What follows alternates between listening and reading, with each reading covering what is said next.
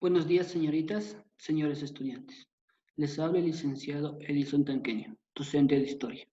Gracias por asistir a una clase más. Sí, comenzamos, sin antes mencionarles la frase motivadora de esta semana. Miren, no te rindas.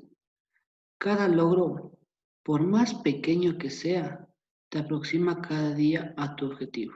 Sí, cada día, cada paso que damos al día, cada logro, cada esfuerzo que hacemos nos aproxima o estamos más cerca de conseguir nuestros objetivos. Sí, y eso nos va a llenar de gozo, de felicidad.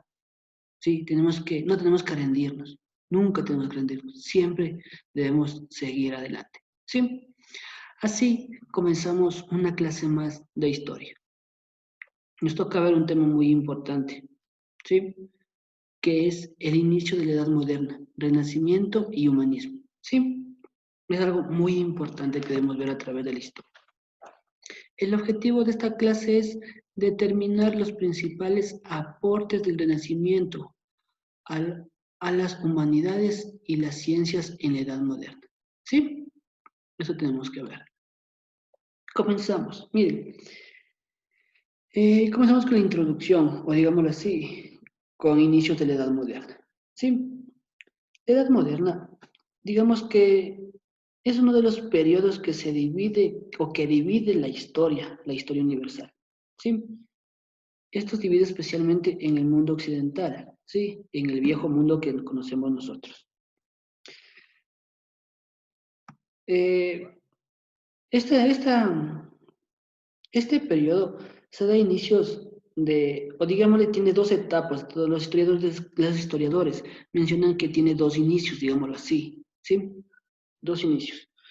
El primer inicio dice que se da con la caída de Constantinopla en 1453. O también se puede iniciar este periodo con el descubrimiento de América en 1492. ¿Sí? Y su finalización, o cuando termine este periodo, se la fija en la Revolución Francesa en 1789. Miren, este es el periodo o inicio de la Edad Moderna, digámoslo así. ¿Sí? Pero en todo caso, abarca un periodo de alrededor de 3 siglos, desde mediados del siglo XV a finales del siglo XVIII. ¿Sí? Pero veamos qué pasa en Europa.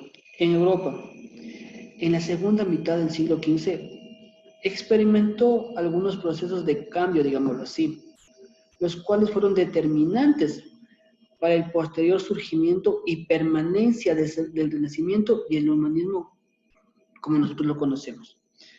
Pero los cuales tuvieron, digámoslo así, tuvieron algunas causas o algo que ver, como es la creación de nuevos estados-nación, ¿sí? O la creación de una nueva monarquía, se puede decir, ¿sí? Los nuevos estados-nación que se crearon fueron como el caso de España, Francia, Inglaterra, Rusia o Polonia, ¿sí? Esto se dio debido a la consolidación de monarquías autoritarias, se puede decir. Esto es, ¿qué es una monarquía autoritaria? La monarquía autoritaria es una forma de gobierno que concentra poderes y territorios, donde el rey tenía todo el poder. Eso comenzamos a ver. ¿Sí? Igualmente existen cambios sociales, surgidos por la decadencia del sistema feudal, el surgimiento del capitalismo y la burguesía, o la pérdida de influencia de la iglesia en comparación con la época medieval, como lo sabemos, ¿no? Como lo vimos anteriormente. Se crearon o aparecen unas nuevas clases sociales, que es la burguesía y el proletariado, ¿sí? Y aparece, y damos el salto del feudalismo al capitalismo. Eso es lo que pasa, ¿sí? Igualmente, hay una expansión ultramarina, se puede decir. Esta es iniciada por España y Portugal y seguida también por Inglaterra y Holanda, lo cual ampliaría las naciones del mundo, como podemos conocer o podemos nosotros saber, ¿sí?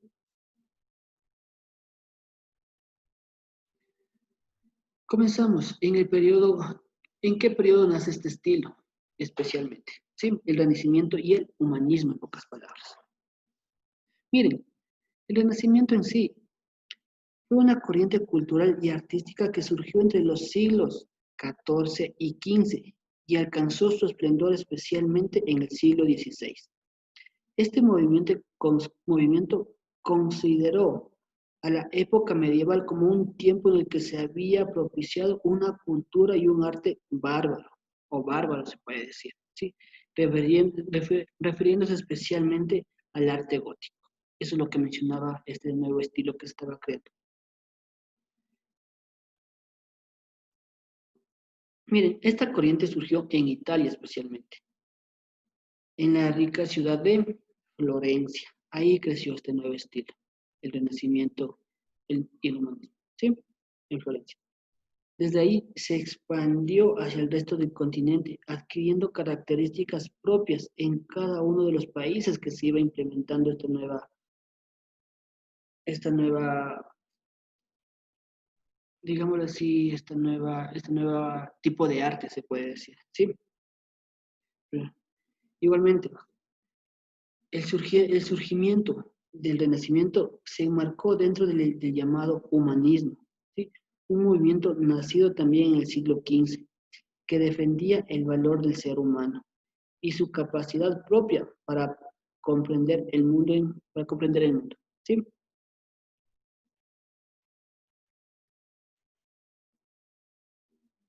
Miren, estas dos corrientes, digámoslo así, no, se crearon en las mismas épocas, ¿sí? Y se unieron, tanto el Renacimiento como el humanismo, ¿sí?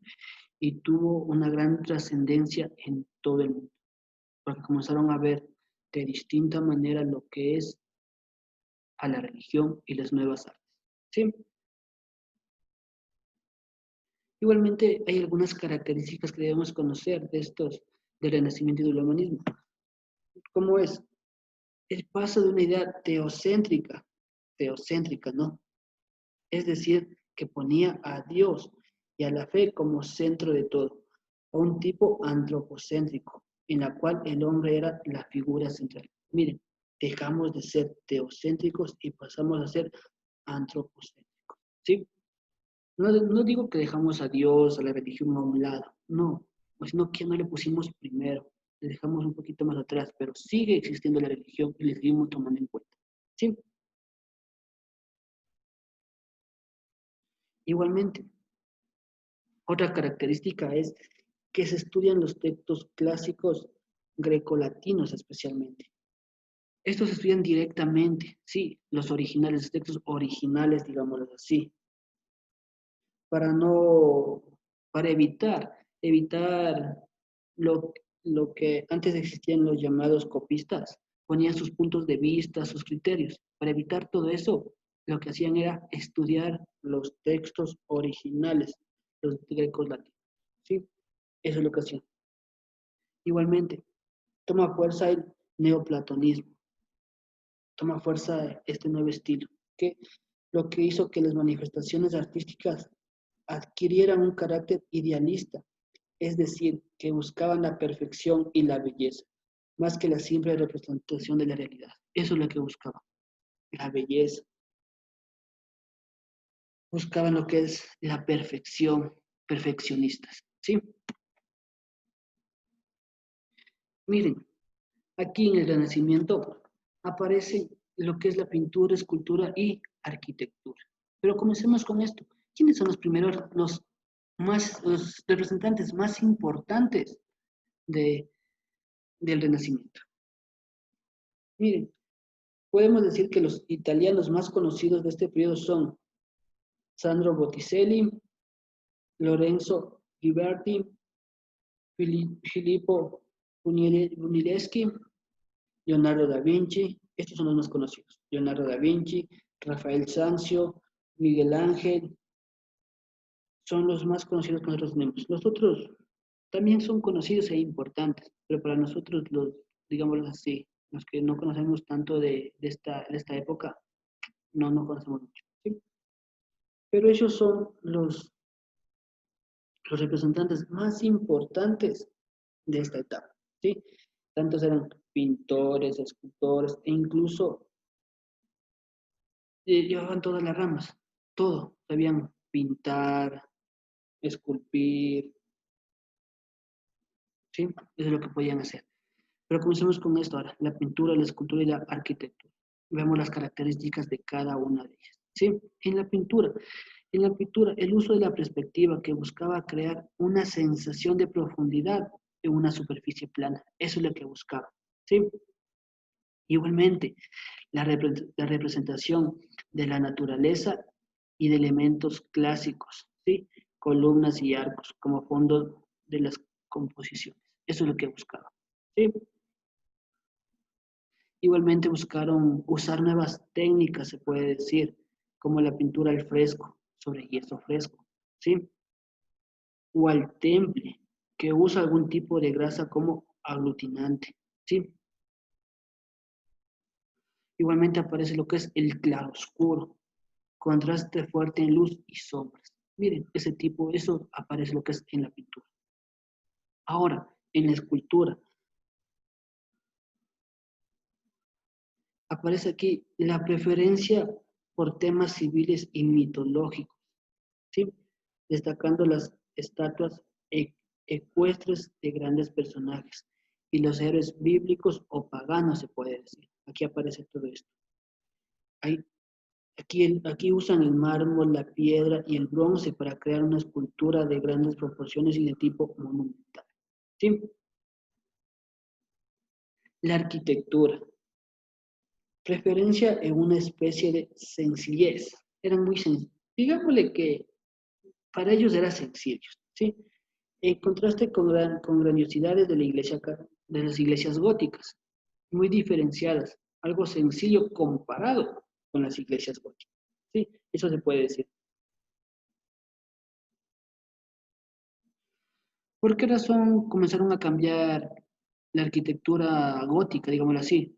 Porque decían que todo tiene que ser realizado para el ser humano, no para los dioses. Eso es lo que comenzaron a criticar, digámoslo así. Sí.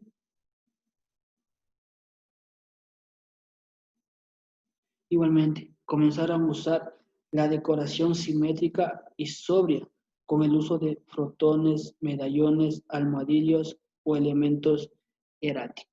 Eso fue lo que hacían en la arquitectura.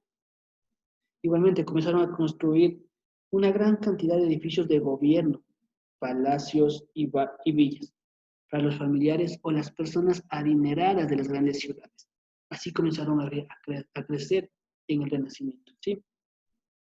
Igualmente comenzaron a crear iglesias y conventos, pero como les dije, ya no como los góticos, sino un poco más, digámoslo así, pequeñas, sencillas. ¿Sí?